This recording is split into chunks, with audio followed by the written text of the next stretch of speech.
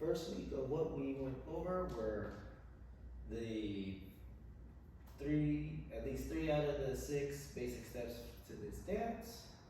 First step we went over was the 2-step. Now basically when you do your 2-step, it's for regular people. I take it back. For the regular dance, on the 2-step, you're just going side to side, right? In b-boy and top rock, how we do our 2-step is that we either come to the front, like so, or we come to the back, okay? That's what we gone over. Also, what we also did in the first week is a march step, basically, a march step. To prep is you're gonna bring up your leg like so and step out to either direction. Either you're going to the right or you're gonna go to the left. And essentially what's gonna happen with the march step is the moment you bring it up, step out, and notice that I'm prepping to like drag this back foot over to the right and place it right next to the foot that got planted. So that's essentially this march step. So it's kind of like a slide or a glide in a sense. It's just, we're just moving to the side. Now, the march step is usually done to set people up for a very big move.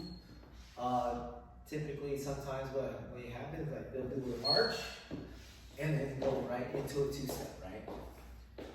That's what typically, sometimes what may happen. The last step that we went over before we broke off into our sections in our top rock class, we went over the salsa step. The salsa step has a different cadence, a different rhythm compared to the march or the 2-step. Where the 2-step and the march, they operate on a singular count. What I mean by that is that the step is basically 1, 2, 3, 4. Where a march step is 1, 2, 3, 4. All singular counts, right? Nothing too crazy, nothing within those 2 moves where it would be broken up or made into a staccato movement where there's like a lot more sections in there. It's simple, right? 1, 2, 3, 4. 1, 2, 3, 4, right? Or 1, 2, 3, 4. Like I said, very singular rhythms, no what do you call it? No ins and outs. Now with salsa step, and as well as some of the other movements within the top rock dance, we have a different rhythm to it, okay? For salsa and a few others, we operate on a 1 and 2, 3 and 4, 5 and 6, 7 and 8. So basically there's like a rhythm of, okay, so 1, 2, 3, 1, 2, 3, 1, 2, 3, 1, 2, 3. Operate in that type of rhythm section. So what I mean by that is, with a salsa step, it's all in a lot of it involves with the hip movement of moving side to side. You know what I mean? Like it operates under that premise, but with top rock, boom, we operate with that movement. Like we have, like this is like salsa, right? B-boy, salsa. This is salsa. 1 and 2, 3 and 4, 5 and 6, 7 and 8. So basically, what I'm doing to break that down is we're gonna kick out. For this instance, I'm gonna start with my right leg. You're gonna kick out on 1. The and count is when I bring my foot back in and I step out. And a lot of times, some b-boys will either stick out the hip And notice that like my foot is out, a little pigeon toe, or they'll step out on the toe. Okay? And then they'll bring it right back to kick again to go the other way. So this would be 3 and 4.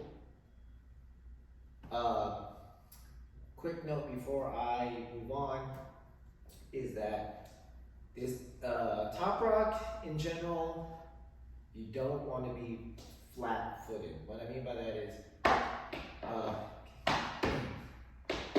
because if you're flat-footed, you don't have the ability or the timing to stay on beat and whatnot. So it's kind of imperative to be light on your feet, be on the balls of your feet, not necessarily your heels, okay? There are times when we do routines where I might have you on your heel, but not so much where like it's gonna dominate. So like I said, be light on your feet, be on the balls of your feet, like near your toes, because a lot of the movement, when we do these kind of things, require the balls of the feet, not necessarily like the full weight, okay? So the other thing that was brought up was, where's our weight position of doing the salsa step? That was brought up during class. So when we're here, I'm still centered underneath myself. So a lot of the weight is mainly on the stationary foot that didn't step out, okay? Because you need to have the ability to rock back to come here. Step out, boom.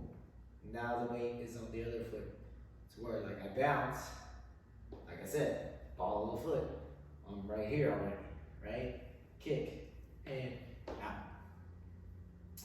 That's essentially the salsa step. So the combination that we did last week for top rock, we start off with our 2-step, where we start off going to the left, we start to the right, we brought it back, one more time, from here, we did our march to the left, march to the right, march to the front, march to the back, and here, we did our salsa.